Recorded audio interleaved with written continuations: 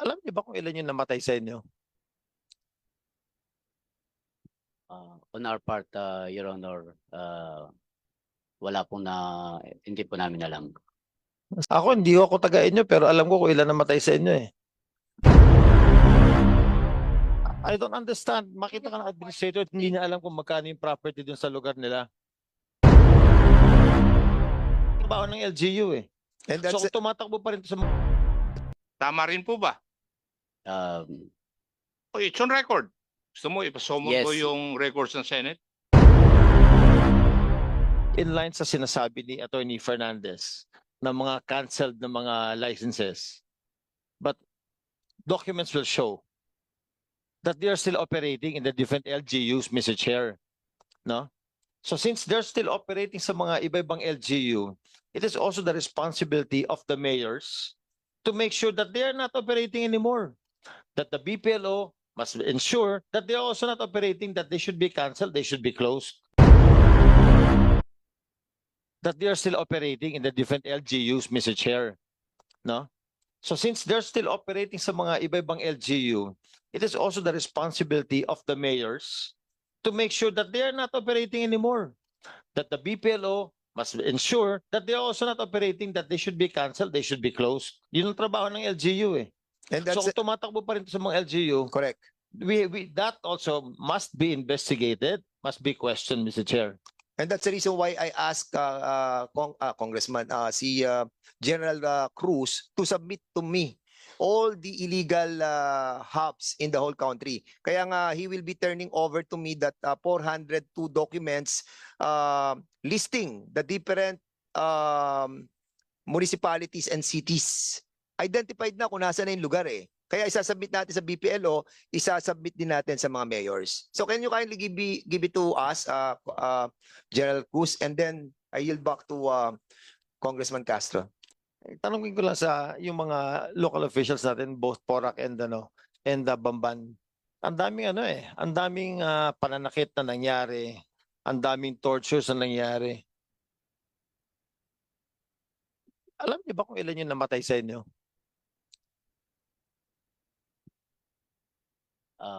On our part, Your Honor, wala pong hindi po namin alam. Sa inyo po, sa Bamban.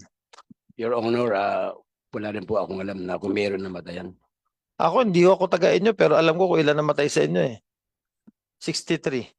Sa Bambang po. Pero hindi ho nare-report.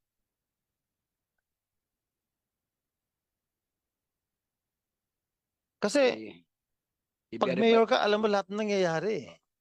I-verify natin po. I-verify natin. Kasi ako po ay last June 4 doon pa lang po naging acting mayor.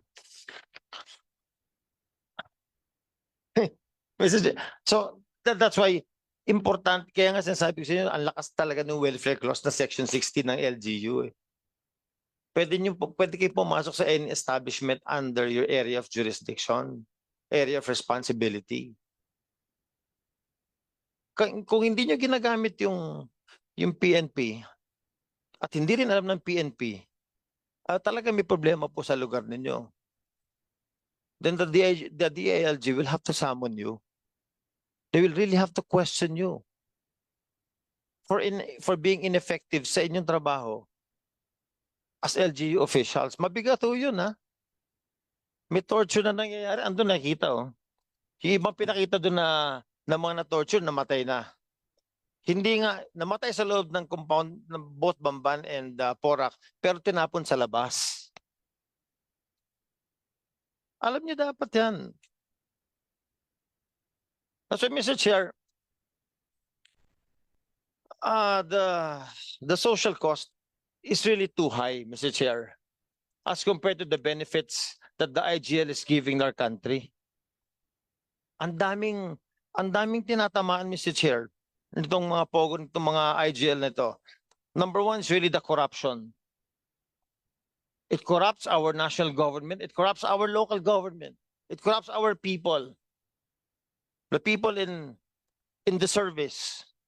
Ang daming illegal activities na nangyayari. It destroys our peace and order situation.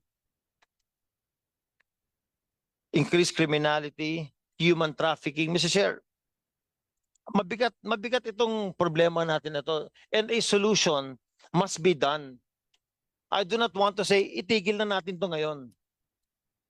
But it will really have to be the call of the president whether he wants to stop this or not. It's really his call. On our part, Mr. Chair, we will really have to be, kailangan talaga bantayan natin ng ang ginagawa ng lahat ng departamento na ito. Which also involves, itong problema natin, Mr. Chair, because of the doings of the BID, it also involves national security. Sa pababaya ng BID, ang daming nakakapasok dito. Mr. Chair, if you'll take a close look at intelligence reports, dito lang sa paligid natin sa Congress, sa paligid natin sa Camp Aguinaldo, sa Camp Crame, ang dami ng mga sleepers dyan, Mr. Chair, na hindi binabantay ng BID. And sleepers are people from other countries that once activated by their country can be formed into a military unit. Ang dami niyan, Mr. Chair. In Cagayan, in Cavite, ang dami ng sleepers dito, Mr. Chair. Kasi ang laking problema natin sa BID eh. They are very much corrupted, Mr. Chair, by what's going on. So, Mr. Chair, let us be more prudent. Kailangan lakasan talaga natin to. And kung kinakailangan natin na i-penalize at parusahan itong mga ahensya na ito, Mr. Chair, so be it. Otherwise, this country, mapupunta lang to sa basura. Mr. Chair, babalik talaga ako doon sa powers of the LGU. Kasi yung LGU, they have the power to enter one area, yung premises, pwedeng pasukin ng LGU yun eh. Napakalakas, Mr. Chair, ng local government code. One of the most complex laws that we have in this country was given to the powers to the LGU.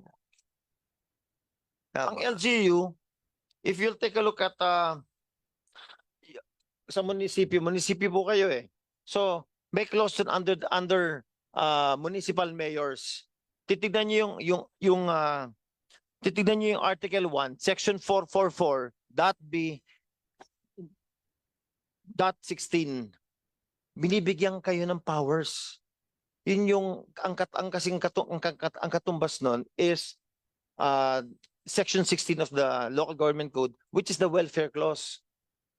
Anytime i-invoke niyo yung welfare clause na yun, you can do anything with your powers mandated by the people para pasukin itong mga pogos na to. Kaya hindi ho rason sabihin natin na hindi ho kami pinapapasok, hindi ho totoo yun. Pwede kayo pumasok. Lahat ng documents nila, you can check. The administrators, the BPLO, pag-issue nyo ng yearly business permit sila, di ba hinihingi nyo ang hinihingi nyo yung may business tax. Tapos tinatanong nyo magkano yung revenue every year. Sige, for example, PORAC, Mayor, what is the annual revenue nitong napasara na Pogo site? Kung di ho ang nagkakamali, it is standing on an 8-hectare property or 10 hectares ho ba? Ganun ho ba kalaki yun? 8 hectares. 8 hectares. Tapos ang daming facility, di ba? Yes. So pati yung realty tax nun, makikita nyo kasi kung magkano yung mga nalagay ng mga infrastructure doon eh. Tinitignan natin, di ba? Tama ba? Admin? Mr. Chair, good afternoon. Ang estimate po ngayon ng aming assessor on the realty that stands on the lot where the Pogo used to operate is around 6 million po. 6 million? Opo. I But do not this is, believe you. Lupa lang ho yan o pati yung mga buildings? yun po ang current actually estimate po ng assessment na. Yun po yung current po na assessment po ng realty that stands on the Pogo Hub. 6 million yearly po. 6 million, wait a minute, wait a minute. That was converted, di ba? Na-convert yan, di ba, from agricultural to commercial? Now it Yes, is commercial. yes, Ang Mr. sinasabi Chair. mo siguro, 6 million when it was not converted yet. Siyempre, 10 hectares yan. 8 hectares ba? 10 hectares. Mr. Chair, 8.2 hectares po. Ilan? 8.2 hectares po. Oh, yeah, we're Mr. talking Chair, about that. yan, to give you a better understanding, pati yung mga nanonood, na sinasabi po ni Municipal Administrator na yung business tax, magkano na? Ang assessment nyo dito is only 6 million pesos. Real property taxation po. So Mr. yung mga, Chair. so ano yung Sa cost amin, ng Your mga infrastructure na nakatayo doon? This is the information, Mr. No, Chair. that you should know the information kasi ikaw administrator eh. Yes po. So alam mo dapat kung magkano eksakto yung mga pinatayo dyan. Okay, sandali. Magugulan tayo. Ikaklaro natin, yung real property tax niya, binabayad niya, 6 million. Hindi yun yung presyo ng lupa. Hindi po. Ayan. Hindi O, po. Thank you magkano po. ang presyo ng lupa? Yung na-convert from agricultural to commercial, 8 hectares. Magkano ngayon ang Mr. bayad? Chair, right now, I don't have that information. Assessor ka ba? Pasensya na po, hindi po. Municipal Administrator ka, alam mo Administrator ka. Yes po. Pumunta kayo dito ang issue na pag-uusapan tungkol dyan, ha? Yes Ba't po. hindi mo alam ang presyo ng lupa niyan? Mr. Chair, I don't have the Tawagan mo information. assessor mo ngayon. Yes, Mr. Tapos, Chair. you will report to us how much is the price of the property right now from agricultural. Now na-convert na siya sa commercial. How much? Mr. Chair, we will call right now. and give you the Okay, information. Congressman Yes, sir. Gomez. Get the exact title number. And tandaan nyo, this year, nagtaas ng value ang BIR. Yes, Mr. Chair, we will. Oh, We will imposible. do so right. I don't understand. Makita ka ng administrator, hindi niya alam kung magkano yung property dun sa lugar nila. We will report right away, Mr. Chair. Magkano ho yung business tax nila? Yung binabayad? Administrator. Kayo bang pumipirma ng business permit o si Mayor po? Si Mayor. Oo. Kasi pwede rin pumirma ang administrator ng business permit eh. Right. Pero yung pagsingil po ng business tax, alam niyo ho yan. Actually, So itong facility na to, magkano ang business tax na binayad niya Mr. for the Chair, past several years? Mr. Chair, ang Lucky South 99 po, ang declaration po nila, no operation po sila. So wala po silang revenue na i-report. Ano sila, walang ano? Meron po silang certification of no revenue, no operation po. Naniniwala tayo sa kalokohan na yon? This is, sir, actually po, nagbigay po sila ng BIR returns po nila. Admin, we were not born yesterday. We will remind you. Ikaw We will naman. remind you to tell the truth. Ha? The members of the Committee on Public Order are still here. Mr. They Chair, might cite you in contempt. Mr. Chair, I am speaking based on records po. Mr. Chair, Wala kang record na pinapakita, hinihingi namin. Sabi mo, wala, hindi mo alam eh. Mr. As- Chair, Asan ang record nung non-payment, non-revenue? Mr. Chair, right now po wala po akong copy ng BIR records nila. But according to our BPLO records, wala po silang dinideclare na revenue. Grabe, ang laki-laki ng establishment And doon. then, Mr. Chair, regarding din po dun sa collection po ng local taxes based po sa RA 11590, ang binabayaran po nila is a 5% gross on the gross in lieu of all local taxes. So ang bayad po ng mga pogo natin ay sa national government po. So this is one of the reasons po, if we may, that actually po in the beginning, the reason why the LGU issued the letter of no objection, Mr. Chair, Okay, was for okay, economic admin. benefit. Okay, I understand that the licenses are being paid by the Pogo owners sa PAGCOR. Kayo ang binabayaran sa inyo is yung business permit, construction permit, and any other permits that was being issued by the LGU.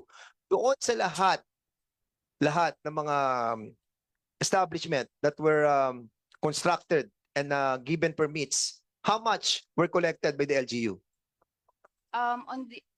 From our recollection po is around 8 million po, including po yung real property tax. Actually, Mr. Chair, just to clarify, kasi nabanggit po kanina yung pangalan ng Whirlwind Corporation. Noon pong discussion po kanina with PAGCOR. Whirlwind Corporation po is a realty corporation that is registered in the municipality of Porac. So hindi po siya, it is not a license, it is not a POGO license. Okay. Before you proceed, Congressman Nagulat tayo nito eh. Gomez, the chair would like to allow Congressman Akop to interject. Please, by all means, Mr. Chair. Thank you, Your Honor. Mayor, I think when you were in the Senate, tinanong ka rin itong tanong na ito kung magkano yung binabayad. Di po ba? Yes, Your Honor. Ang sagot mo doon sa Senate is 6.5 million over the years. Tama rin po ba? It's on record. Gusto mo ipasomon Yes. ko yung records ng Senate? Yes, Your Honor. Totoo. Now, yung 6.5, how many years yun? Over the years, sagot po ninyo Over the years po. Yes. Ilang taon yun, yung 6.5 million? Para makompute namin kung ilan, magkano sa isang taon. Kasi ang sagot po ninyo over the years From the time they started the And when was that? operation, 2019, Your Honor. So 2019 hanggang tumigil siya dahil hindi nyo binigyan ng license, hindi nabigyan ng license ng 2024, supposed to be up to 2023. Yes, Your Honor. Yung 6.5 million na yun, ano pong coverage nun?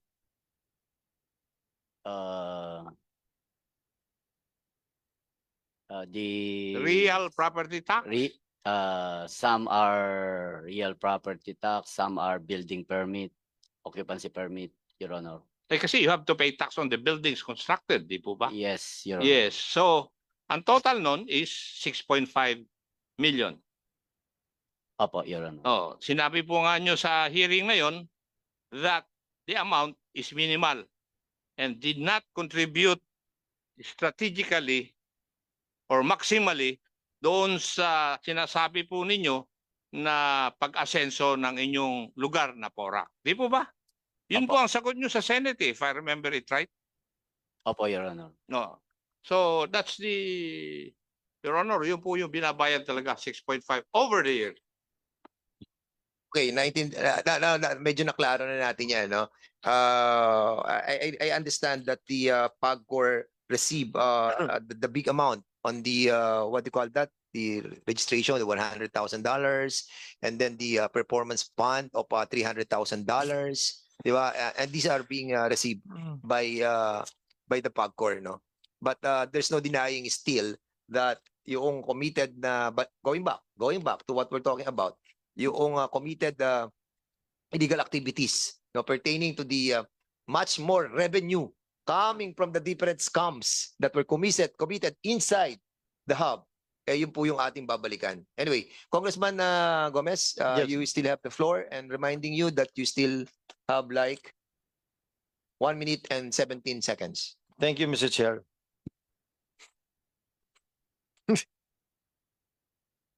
Ginamit niya yung oras ko eh. Hindi counted yun, brother. Hindi counted yun. Thank you, Your Honor.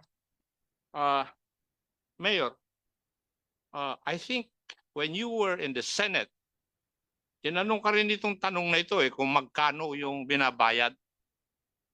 Di po ba? Yes, Your Honor. Ang sagot mo doon sa Senate is 6.5 million over the years. Tama rin po ba? It's on record. Gusto mo ipasomon Yes. ko yung records ng Senate? Yes, Your Honor. Totoo. Now, yung 6.5, how many years yun?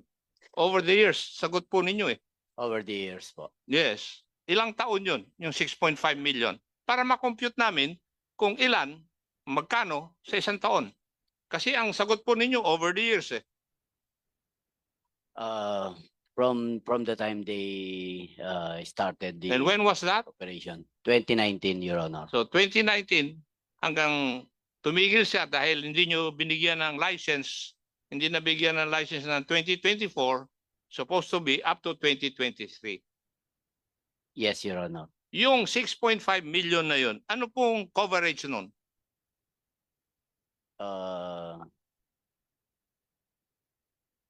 The Real property tax? some are real property tax, some are building permit, occupancy permit, Your Honor.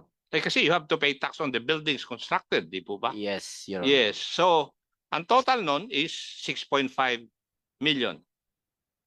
Opo, Your Honor. Oh, sinabi po nga nyo sa hearing na yon that the amount is minimal and did not contribute strategically or maximally doon sa sinasabi po ninyo na pag-asenso ng inyong lugar na Porac. Di po ba? Yun po ang sagot nyo sa Senate, if I remember it right. Opo, Your Honor. No. So that's Your Honor, yun po yung binabayad talaga, 6.5 over the year. Okay, medyo naklaro na natin yan, no? I understand that the PAGCOR receive the big amount on the what do you call that? The registration, the $100,000, and then the performance bond of $300,000, di ba? And these are being received by the PAGCOR, no? But there's no denying still that yung committed na, but going back to what we're talking about, yung committed illegal activities, no, pertaining to the much more revenue coming from the different scams that were committed inside the hub, eh yun po yung ating babalikan.